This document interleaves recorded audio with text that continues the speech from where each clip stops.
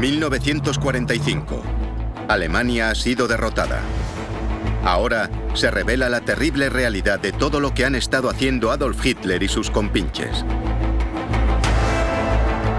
A Alemania le han lavado el cerebro y han cometido los crímenes más atroces de la historia. Los aliados se muestran inflexibles. Esto no debe repetirse jamás. Esta es la historia de la lucha para desnazificar Alemania.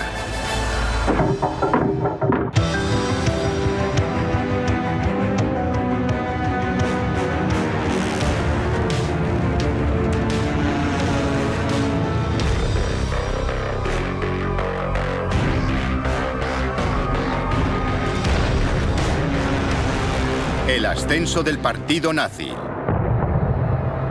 Secuelas.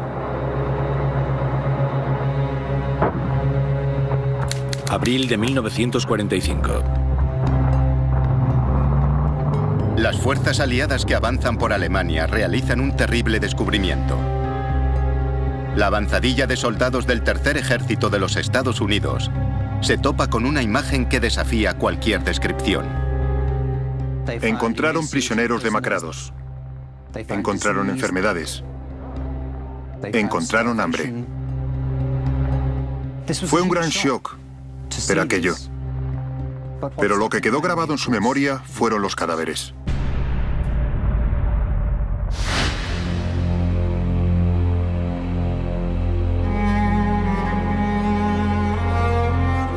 Se calcula que 56.000 personas murieron en el campo de concentración de Buchenwald, en las peores condiciones imaginables. Era el segundo campo de concentración más grande en suelo alemán. 900 niños fueron liberados de Buchenwald, muchos en condiciones terribles, y muchos fallecieron poco después. Meter a niños tan pequeños, a veces de 3 o 4 años, en estos campos y dejarlos morir de hambre porque eran comedores inútiles según las SS, demuestra un nivel de inhumanidad que creo que escandalizó a muchos de los aliados. Era algo que escapaba a su comprensión.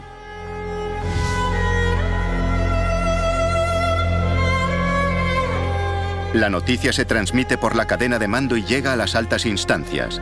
8 días después, los generales estadounidenses de mayor rango en Europa, Eisenhower, Patton y Bradley, visitan el campo. Cuando se abrieron los campos, el sentimiento mayoritario fue de ira. Y personas como Eisenhower lo expresaron así. Debemos hacer sufrir a estas personas, castigarlos por lo que han hecho. A ojos del comandante supremo Eisenhower y del mundo, este tipo de tortura y malos tratos a los prisioneros es un crimen. Se comprometió a que el mundo conociese estos crímenes. Estaba decidido a que se hiciesen públicos. Por toda Alemania, las escenas de muerte se repiten en los campos de concentración que los aliados se van encontrando en su avance. Se rodaron películas, se hicieron fotos. Para Eisenhower era un crimen que el mundo no debería olvidar y que los alemanes no deberían olvidar. Esta película muestra la primera vez que un grupo de alemanes de a pie se ven obligados a enfrentarse a la realidad de lo que su amado régimen ha estado haciendo.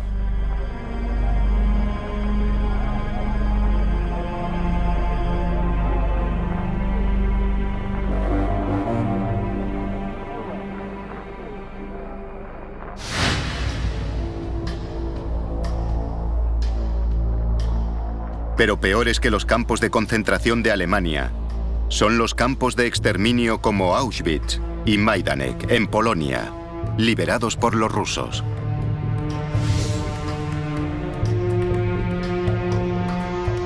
El descubrimiento de estos campos proporciona pruebas concluyentes del asesinato sistemático y a escala industrial de millones de personas, víctimas del gas o del trabajo extenuante y del hambre.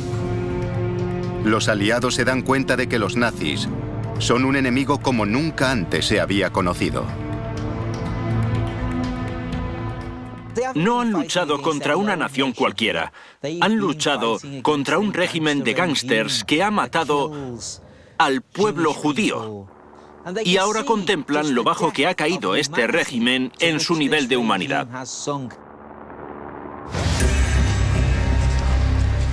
A medida que se va conociendo la magnitud de las atrocidades, se hace evidente también el número de personas que han participado. Parece que casi todos los alemanes están implicados. Está el maquinista que conduce el convoy que lleva a los judíos por Europa. Él sabe qué está pasando, pero no hace preguntas. Está el funcionario que trabaja en algún departamento de Berlín y que es el responsable de conseguir los vagones de ganado. Están los peces gordos que toman las decisiones. Pero si los sumamos a todos, tenemos una máquina asesina.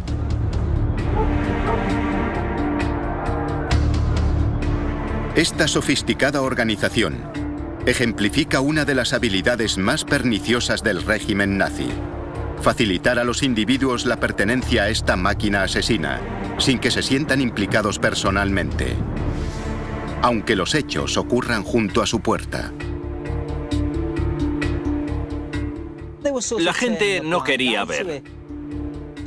Lo ignoraban. Ignoraban todos los rumores que había. O lo sabían y mentían sobre lo que sabían. En cualquier caso, es una postura de bancarrota moral.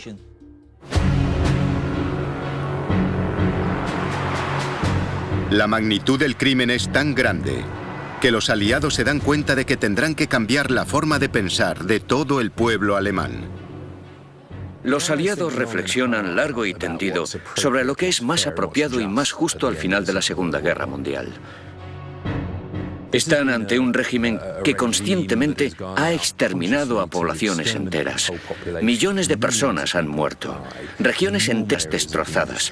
La sensación es que esto requiere algo especial, algo nuevo. Los aliados necesitan deshacer años de adoctrinamiento nazi y demostrar al pueblo alemán que todo aquello en lo que han creído y por lo que han luchado está mal. Los aliados deciden que deben adoptar un programa de desnazificación. Deben reeducar al pueblo alemán. Se trata de un enorme reto que requerirá tiempo. El país está bajo ocupación militar, gobernado por comandantes regionales con planes diferentes. Es necesario un proyecto uniforme para toda la nación. Los aliados deciden poner en marcha un plan de 3 puntos. Primero, abolen el partido nazi. La población se congrega para escuchar las órdenes y para leer la proclama que suspende el partido, las leyes y las instituciones nazis. En segundo lugar, tienen que identificar a sus miembros criminales. Por último, deben llevar a sus líderes ante la justicia. Pero esto es más difícil de lo que parece. Adolf Hitler, el cerebro criminal impulsor del Tercer Reich, ha muerto. Joseph Goebbels, su ministro de propaganda, también se ha suicidado. Igual que Heinrich Himmler, el hombre responsable del Holocausto. Pero han capturado a Hermann Göring. Él ha estado con Hitler desde el principio. Ha dirigido a los camisas pardas, luchó en el intento de golpe de Estado de 1923 y organizó y lideró las fuerzas aéreas nazis. Es un hombre que durante toda la guerra ha sido el número 2 de Hitler. Ha participado en todo. En la Gestapo, en la solución final. Sus huellas están por todas partes. Es el hombre al que pueden señalar como uno de los responsables máximos de la maquinaria de crímenes de guerra del Tercer Reich. 7 de mayo de 1945. Tras la rendición oficial alemana, los aliados detienen inmediatamente a otras figuras importantes del régimen. Encontraron a representantes de las Fuerzas Armadas, como Keitel, y Jodl, que eran generales importantes, a Dönitz, que había estado al mando de los submarinos y que había sido canciller tras el suicidio de Hitler, a Speer, el ministro de armamento, que había obligado a millones de personas de toda Europa a trabajar como esclavos en la Alemania nazi. Están decididos a demostrarle al pueblo alemán que sus líderes no son más que criminales. Los aliados dan un paso sin precedentes: juzgarlos por crímenes de guerra.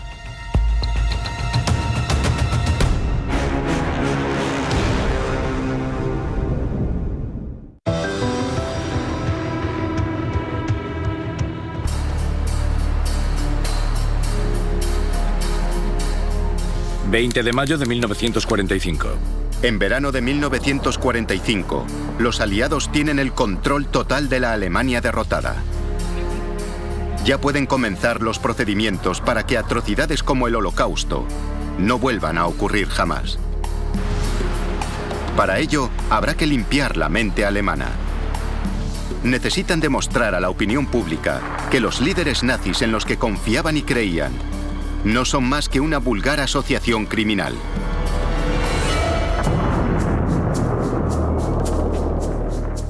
Para estos individuos, ya no valía decir, seguíamos las órdenes del Estado.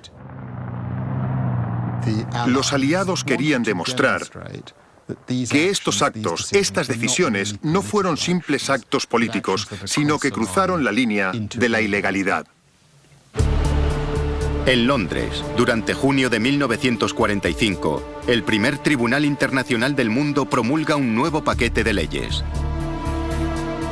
Estas definen los crímenes que han cometido los nazis. Había 4 crímenes. Crímenes contra la paz, es decir, empezar una guerra ilegal. Crímenes de guerra, contrarios a las reglas y métodos que establece la Convención de La Haya. Entre los crímenes de guerra se incluye el fusilamiento de los prisioneros.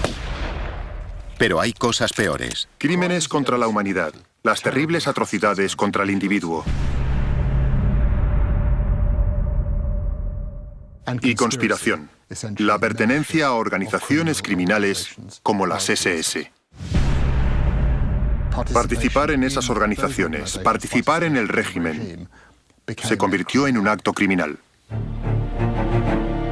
¿Qué mejor lugar para demostrar al mundo la maldad del régimen nazi que en el centro neurálgico de su propaganda, Nuremberg?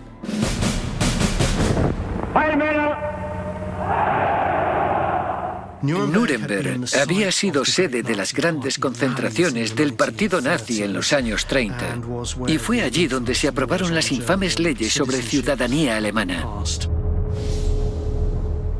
A su favor, Nuremberg tiene además un edificio que ha sobrevivido y es adecuado para albergar los juicios. Preludio a los juicios de Nuremberg. La preparación de la sala de vistas del tribunal ante el que serán juzgados los máximos responsables nazis por crímenes de guerra. El Palacio de Justicia, con sus cicatrices y una pequeña renovación, es el lugar ideal. La sala de vistas se amplía provisionalmente para crear una galería para 350 representantes de la prensa mundial y 400 localidades para público. Este será el escenario del juicio del siglo. 20 de noviembre de 1945. Prisioneros.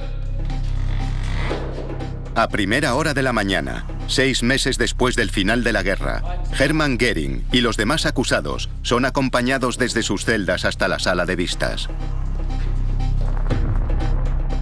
Siguiendo el procedimiento jurídico occidental, será la acusación quien deba demostrar la culpabilidad de cada acusado, más allá de toda duda razonable. En pie.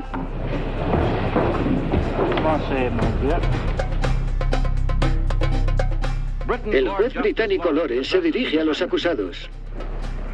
¿Se declara usted culpable o no culpable de los cargos de los que se le acusa? No culpable.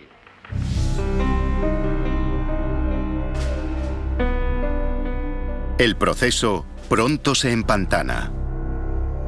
Demostrar la culpabilidad y sobre todo relacionar a los acusados con la solución final resulta sorprendentemente difícil.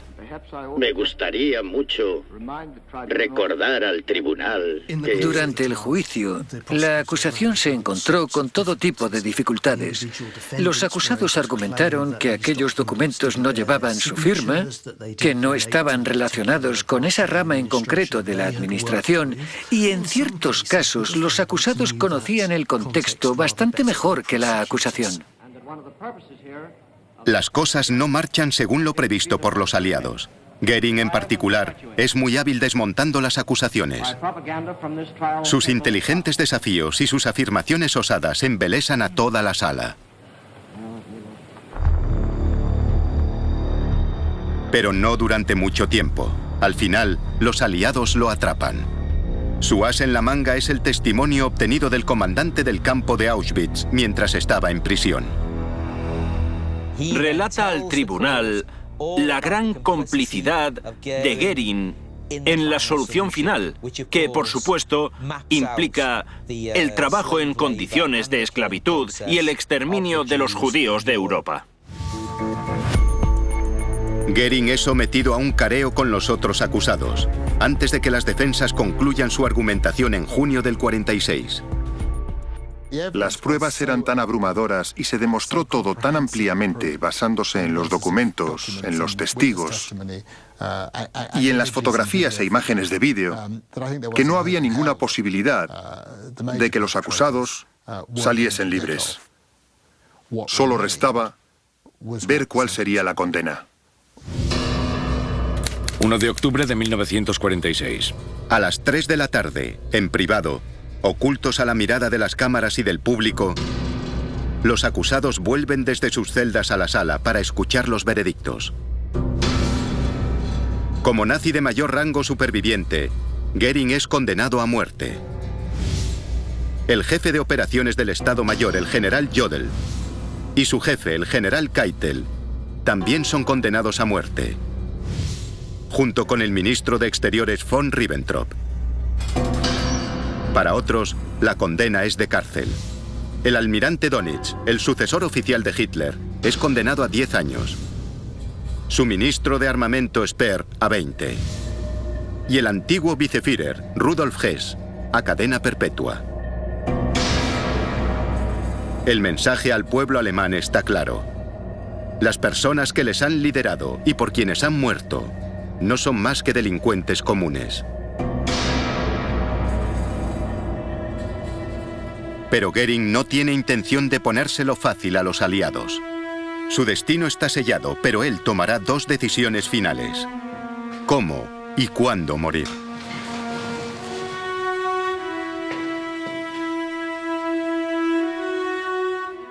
Ha sido declarado culpable. Sabe que lo van a ejecutar e intenta negociar la forma de esa ejecución. Afirma que como militar debería ser ante un pelotón de fusilamiento y no en la horca. Pero los aliados insisten en que sea colgado. 15 de octubre de 1946. Solo 2 horas antes de la hora programada para su ejecución, Goering recibe sus efectos personales. Entre sus útiles de aseo hay un tarro de crema para el pelo.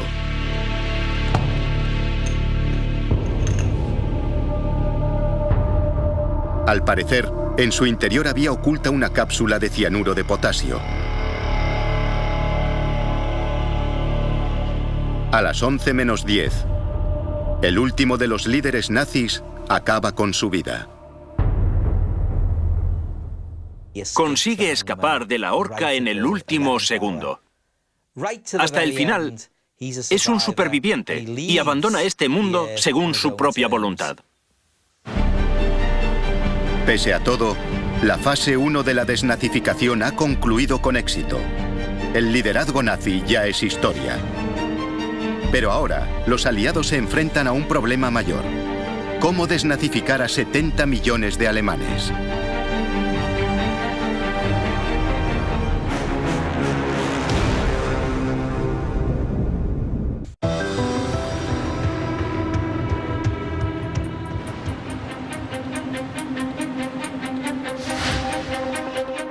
Tras la ejecución de los líderes nazis, los aliados se enfrentan a una tarea ingente: la desnazificación del pueblo alemán.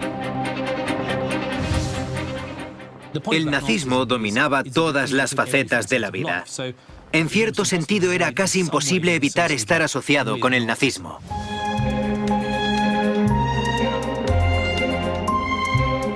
Solo entonces se hace evidente la verdadera naturaleza insidiosa del nazismo. Impregna todos los aspectos de la vida, desde el nacimiento, pasando por el matrimonio y hasta la muerte. Incluso dictaba qué se debía cenar los domingos. El régimen se había apoderado de la sociedad. Sus tentáculos llegaban a casi todas las organizaciones, a todas las comunidades. Había influido en todos los aspectos de la vida de las personas, y todo eso debía ser eliminado de la sociedad alemana para que Europa pudiese avanzar. Estamos ante una mentalidad criminal que se ha apoderado de una nación y hay que erradicarla. No se puede permitir que la idea del nazismo esté involucrada en la vida pública.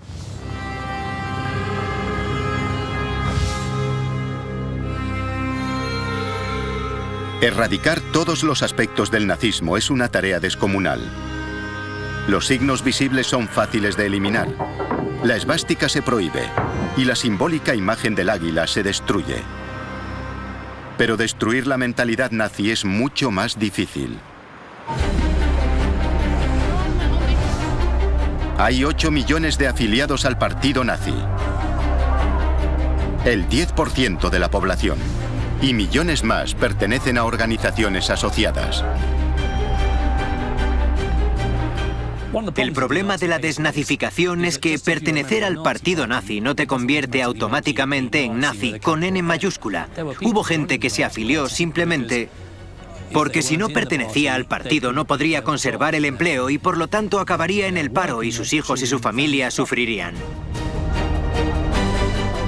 Todas las personas que habían ocupado un puesto de liderazgo o autoridad en la última década y media estaban contaminadas, por así decirlo, por el nazismo.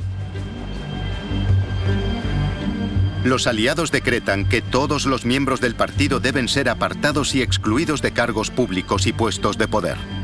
Pero la medida no resulta práctica. Es una tarea complicada de hacer porque el nazismo ha penetrado tanto en la sociedad alemana que, literalmente, si eliminas a todas las personas que han tenido relación con el régimen nazi, te quedas casi sin nadie. Quizá un puñado de chóferes o personal del ferrocarril o personas cuyo trabajo era apolítico.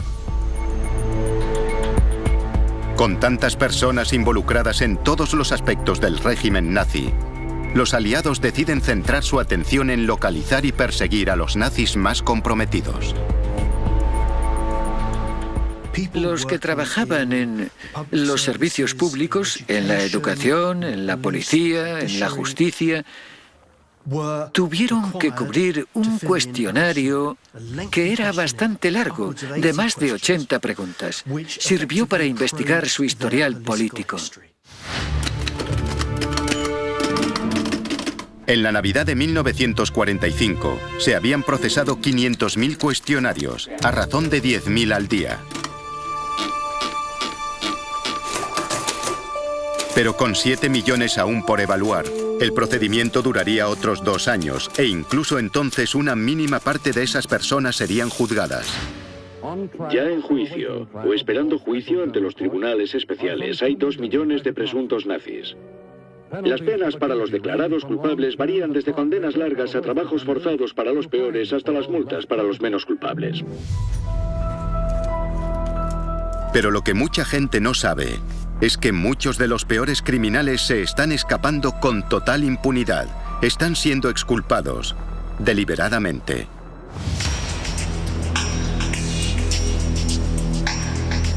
A medida que la desnazificación avanza, los aliados descubren que tienen asuntos más importantes que tratar. Cada vez está más claro que los nazis son el enemigo de ayer. Hay un nuevo enemigo al este, y si eres ruso, hay un nuevo enemigo al oeste.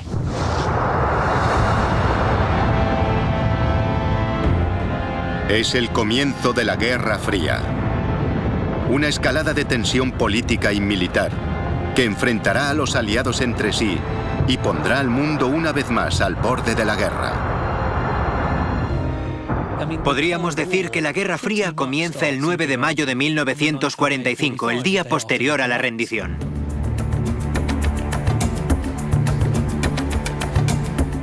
Mientras la política oficial pública es continuar la caza de los nazis, en secreto, el oeste ha tomado prestada una hoja del manual nazi y en privado persigue un fin muy diferente. En realidad los buscan y los protegen. Se puede catalogar de enorme cinismo el comportamiento de los estadounidenses, británicos e incluso soviéticos tras la victoria. Es cierto que buscan a los criminales de guerra, pero al mismo tiempo saben que acaban de invadir un país con un montón de personas importantes, extremadamente cualificadas, que pueden ayudar con proyectos nacionales. El ejemplo más evidente es el de los científicos alemanes que trabajaban con cohetes. El extraordinario programa de cohetes desarrollado por Alemania a mediados de los años 30 está liderado por un joven aristócrata llamado Wernher von Braun. Tiene conocimientos científicos y una capacidad de liderazgo que ha llevado a un grupo de científicos muy brillantes a la siguiente generación de la ciencia. Las armas de Wernher von Braun, la bomba voladora V1 y el cohete V2 habían aterrorizado Londres, donde mataban a más de 15.000 civiles y destrozaban hasta 20.000 casas al día en el apogeo de la campaña. Su V2 multiplica por 5 la velocidad del sonido. Y una vez lanzado, no hay contramedidas eficaces. Esta tecnología está mucho más avanzada que todo lo que poseen los aliados. En 1942, uno de sus cohetes se convierte incluso en el primer artefacto artificial en alcanzar el espacio. Un hito para la humanidad. Los cohetes son el futuro, tanto militarmente como para la exploración espacial. Y un hombre de la cualificación, experiencia y éxito de von Braun no podía ser desdeñado. Los estadounidenses lo quieren. El problema es que, según todos los estándares, von Braun y sus colegas científicos son nazis comprometidos y culpables de crímenes contra la humanidad. Von Braun tenía un oscuro historial en lo relativo a la moralidad. Sus fábricas, sus instalaciones de producción, se basaban en el trabajo esclavista. En esos campos pasaron historias horrorosas de sufrimiento entre los operarios sometidos a trabajos forzados. La cifra de personas muertas en las fábricas y campos relacionados con von Braun supera con creces a las que mataron los cohetes que fabricó.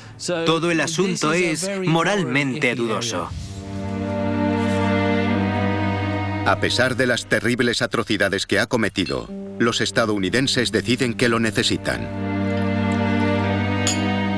En este clima de escalada de tensiones entre las superpotencias, los estadounidenses son los primeros en romper las reglas.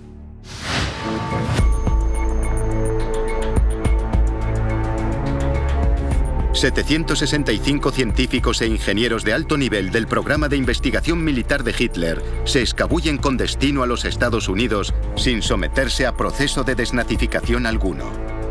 Forma parte de una operación de alto secreto llamada Operación Paperclip. De modo que se corre un velo, cuando menos parcial, sobre el historial de algunos detenidos.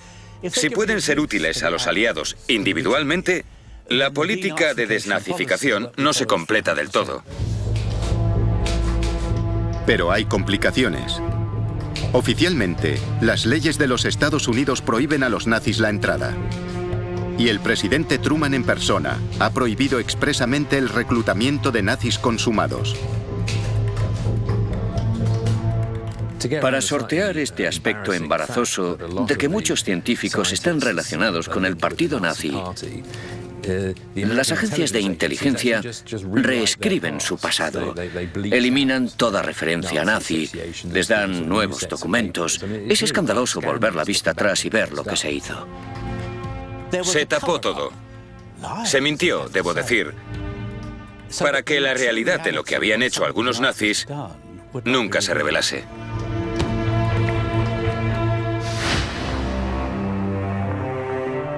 Con su historial inmaculado, Wernher von Braun se convierte en una celebridad en los Estados Unidos. Es una maqueta del nuevo misil guiado del ejército estadounidense. Al principio trabaja para el ejército, antes de convertirse en director del Centro Marshall de Vuelos Espaciales de la NASA. Wernher von Braun es, por así decirlo, la cara aceptable del nazismo. Es un hombre cuyos logros científicos probablemente pesan más a ojos del oeste que su vertiente nazi. Pero los especialistas en cohetes no son los únicos nazis que reclutarán los estadounidenses. A un nivel mucho más secreto, también hacen tratos con la peor calaña de todos los nazis: los responsables de asesinatos y genocidio.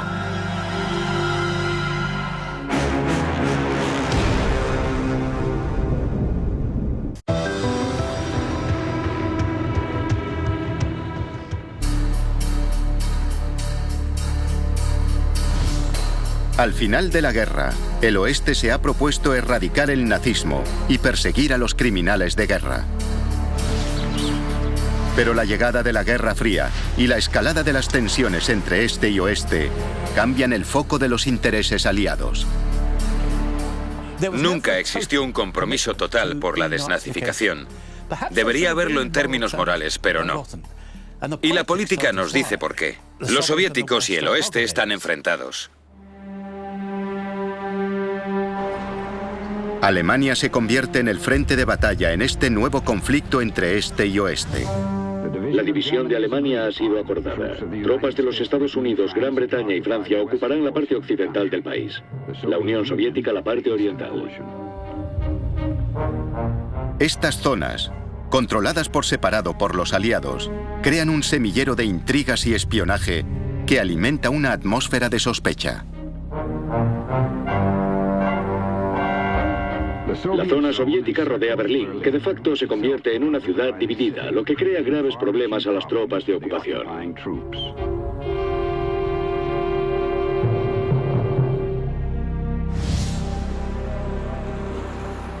El oeste tiene un problema en el período de posguerra.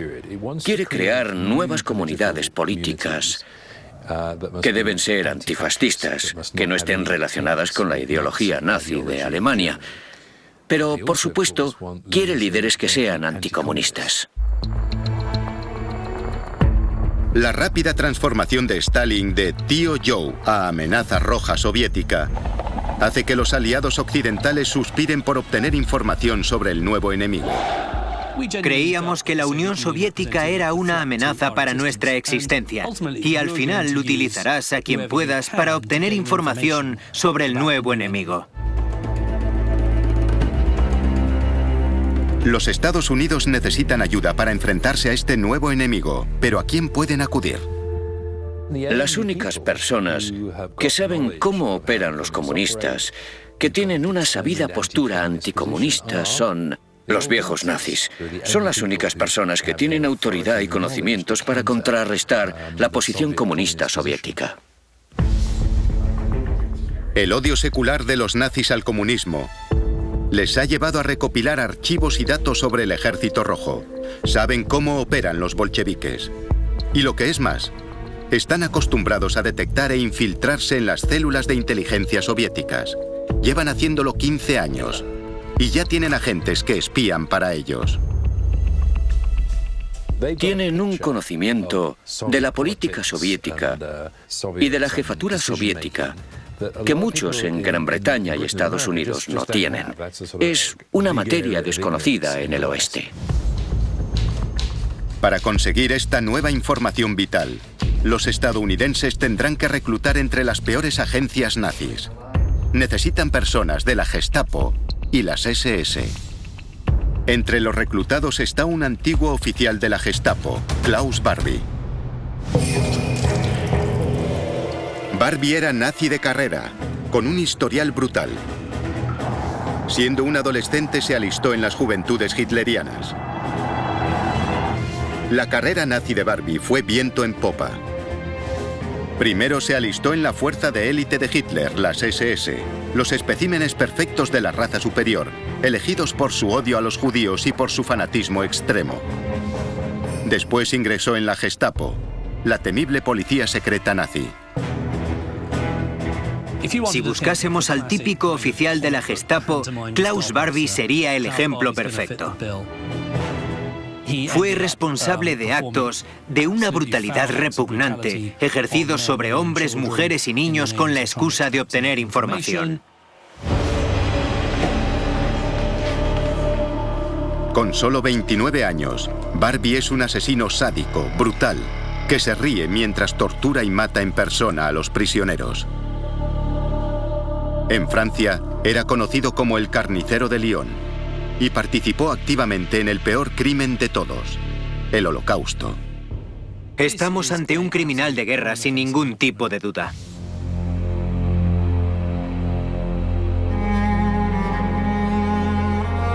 Los historiadores calculan que Barbie fue responsable de la muerte de unas 14.000 personas, incluida la deportación a Auschwitz de 44 huérfanos judíos.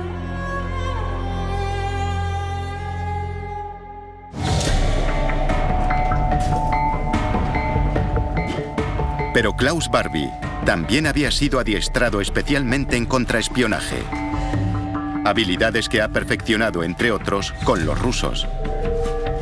Estas mismas habilidades a la hora de infiltrarse en las redes comunistas le convierten a él y a otros como él en atractivos para los estadounidenses. El mundo cambia rápidamente y a los personajes como Klaus Barbie se les da bien reconocer que las tornas han cambiado. Agosto de 1947. A pesar de estar en los primeros puestos de la lista de criminales más buscados, cuando Barbie es detenido, es incluido en el pequeño grupo al que se le ofrece un trato con los estadounidenses. Es como la cara fea del régimen nazi. Pero sabe cosas y tiene información y contactos útiles para el oeste. Aunque nadie quiere proclamarlo a los cuatro vientos, se convierte en una de las personas que los servicios de inteligencia británicos y estadounidenses utilizan para penetrar en las estructuras soviéticas en Alemania. Para los estadounidenses, a estas alturas el fin justifica los medios. Barbie les ofrece un eslabón entre la CIA y su antigua red, y los norteamericanos están encantados con la información que le suministra. Es un oportunista. Irá allí donde haya dinero y donde pueda salvar el pellejo.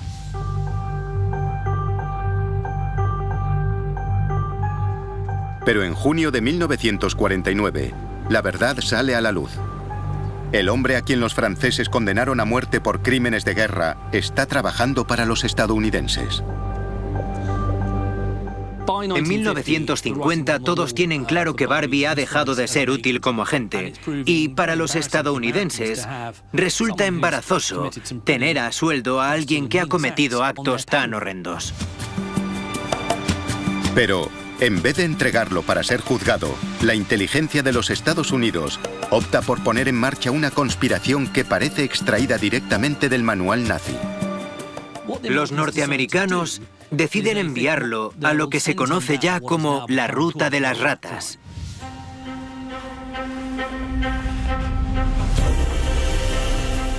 La operación Ruta de las Ratas es una ruta de huida preparada para librarse de empleados embarazosos.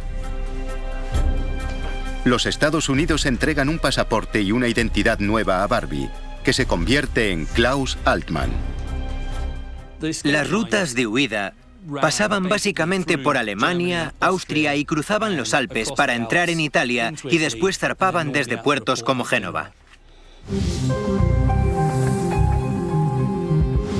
Apenas semanas después de abandonar Alemania, ya viaja a bordo de un barco con 4.000 euros en su bolsillo. Destino, Sudamérica. Bolivia, Sudamérica. Pasarán 32 años hasta que vuelva a ser visto en Europa. Pero en Sudamérica, bajo su nueva identidad, se mancha de nuevo las manos de sangre. Es de esas personas que florecen con las dictaduras y durante los años 50, 60 y 70 se las arregla para trabajar con varios regímenes horribles y corruptos. Si hay algo turbio en marcha en Latinoamérica en los años 60 y 70, podemos apostar a que Klaus Barbie estará implicado de alguna manera. Y la verdad es que también se hace muy rico. Aunque casos como el de Barbie no abundan, a medida que pasan los años, el celo por perseguir a los nazis comienza a remitir. La desnazificación concluye oficialmente en 1951.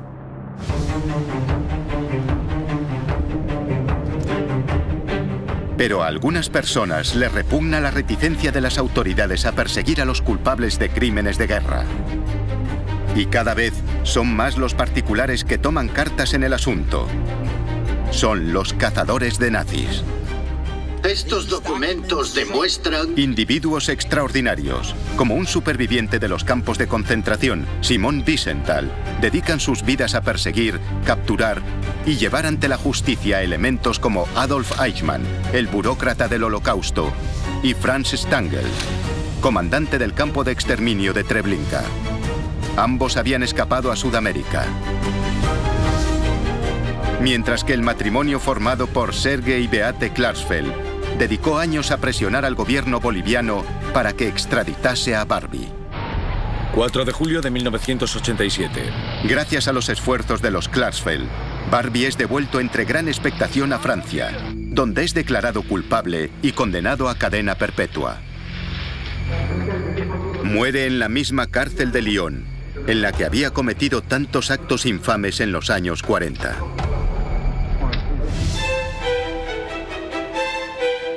Aunque nunca fue sencilla y en ocasiones fue moralmente cuestionable, la desnazificación no fue un artificio, sino todo un éxito. Su mejor testamento es la Alemania actual.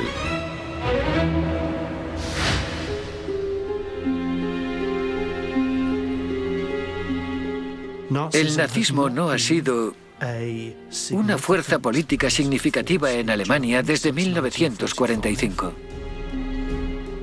Ha habido un cambio enorme en la forma en cómo Alemania asume el Tercer Reich. Ahora se enfrentan a su pasado con la construcción del monumento al Holocausto en Berlín, con la apertura de todos los campos de concentración y su transformación en conmovedores monumentos conmemorativos. Alemania, de hecho, ha abrazado la democracia, el pluralismo y las libertades individuales con un grado de entusiasmo y compromiso que incluso avergüenza a otros países. Al final, la desnazificación sí tuvo éxito en Alemania. Aquellos a quienes les habían lavado el cerebro abrieron los ojos. Los nazis habían usado las mentiras y el engaño en un periodo de crisis económica para convencer a la gente corriente de que cometiese crímenes atroces. Tras hacerse con el poder, un pequeño grupo de criminales acabó siendo responsable de la muerte de casi 40 millones de personas. Que esto nos sirva de advertencia a todos.